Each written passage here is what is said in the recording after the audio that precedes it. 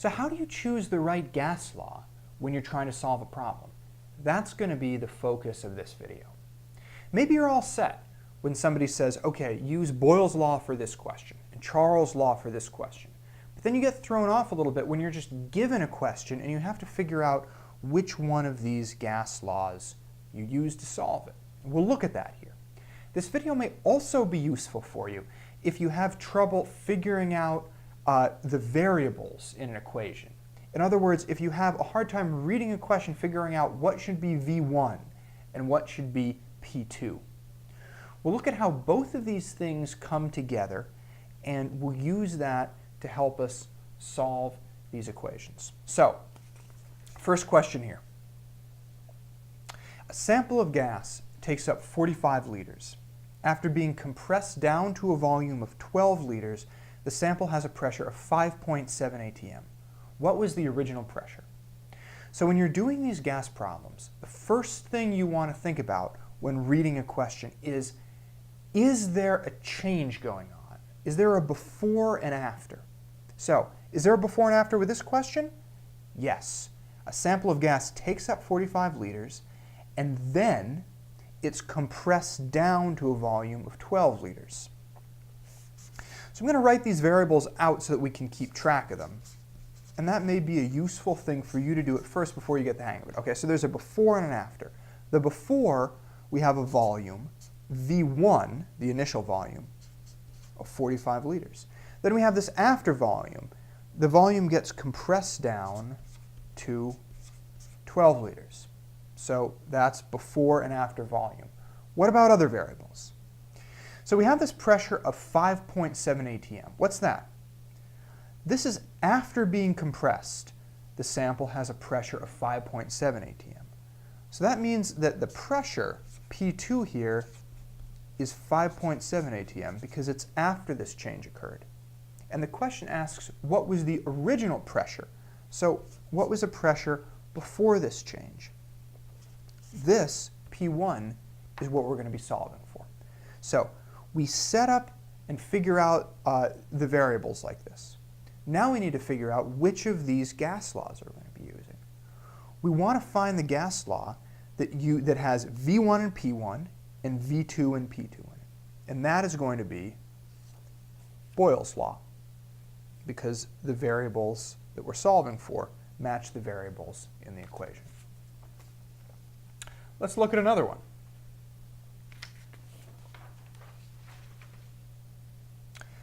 A balloon takes up 32 liters of volume at 20 degrees Celsius and a pressure of 212 kilopascals. At what temperature will the balloon have a volume of 50 liters and a pressure of 300 kilopascals? So just like before, we want to ask about a change. Is there a change? Is there a before and an after in here? Or are there maybe just two different situations? Well, there are. Because we start out with this volume and temperature and pressure, and then it asks at what temperature will this other stuff happen? Okay? So that would be a change to another set of circumstances. So the original temperature, temperature 1, is going to be 20 degrees Celsius. And temperature 2, at what temperature would this other stuff happen?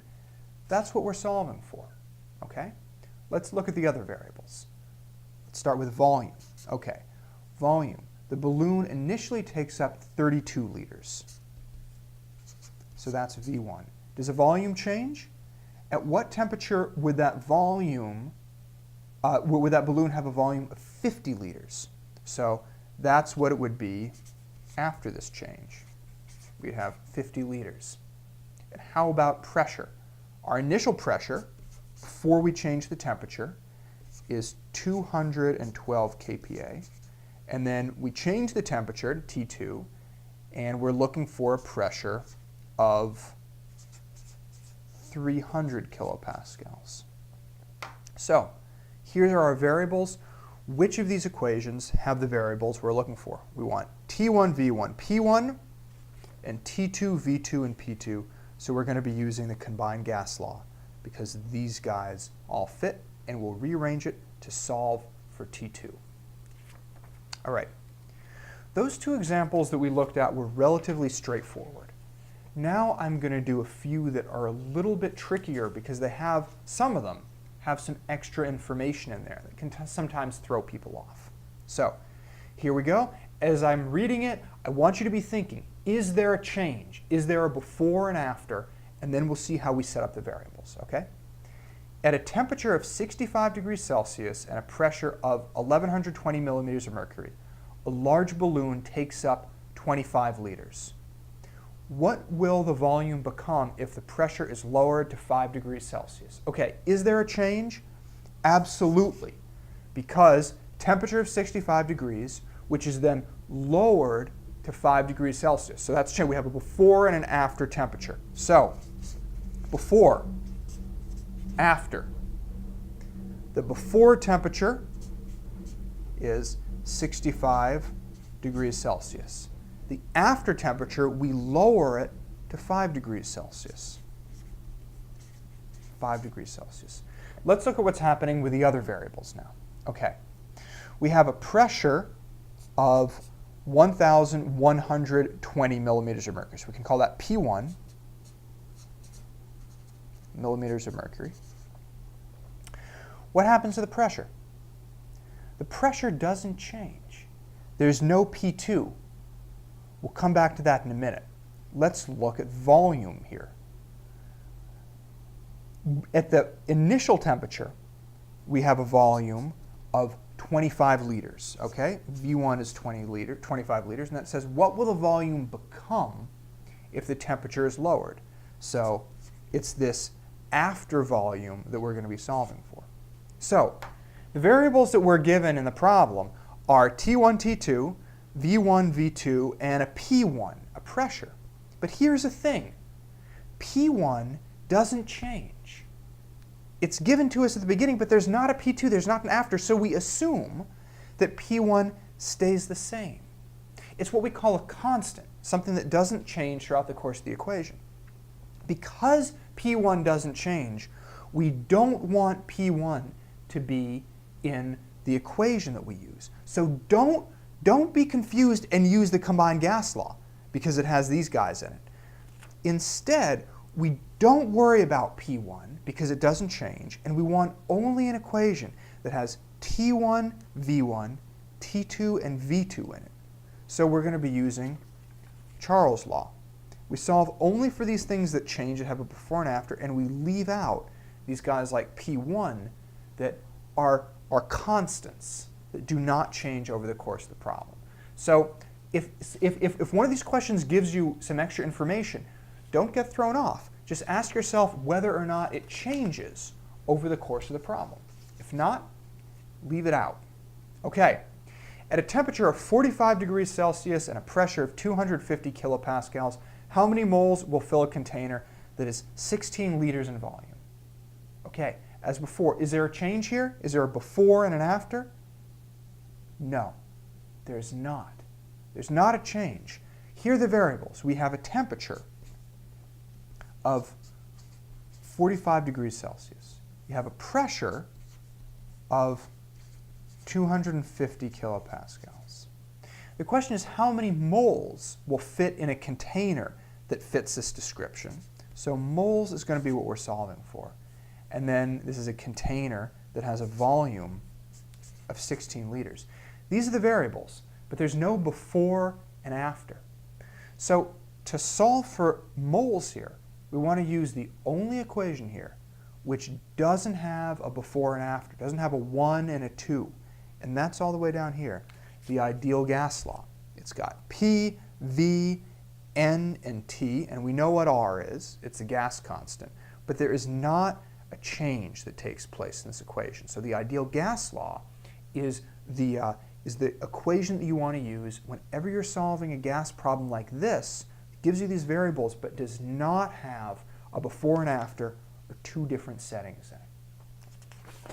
Okay, one more. This one's a long one, and you may guess that it has some extra information.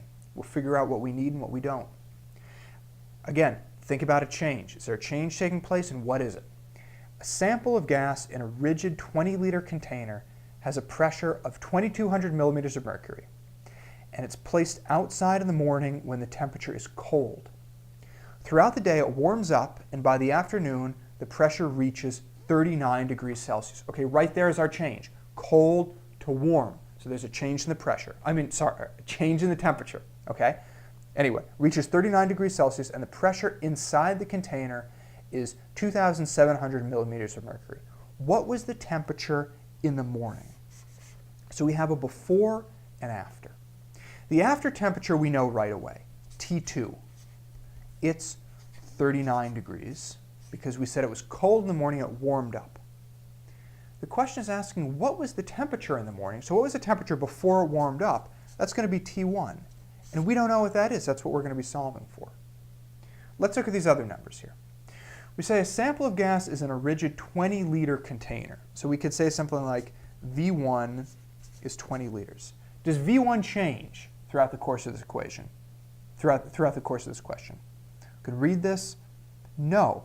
There is no other mention of volume changing. So we're going to assume that volume is a constant throughout and not something we need to worry about when we're picking an equation. Okay? Let's look at the other numbers here. We have a pressure, this is in the morning, of 2,200 millimeters of mercury. So I'm going to call that pressure 1.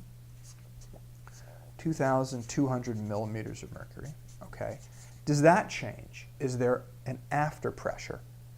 And yes, there is. Throughout the day, it warms up, and by the afternoon, the pressure inside the container is 2,700 millimeters of mercury. So that's P2. Here are the variables that we have. T1, P1, T2, and P2, and I don't worry about V1 because it stays constant throughout here. So the equation that I want will have temperature and pressure before and after, so I will use Gay-Lussac's law, which has P1, T1, P2, and T2.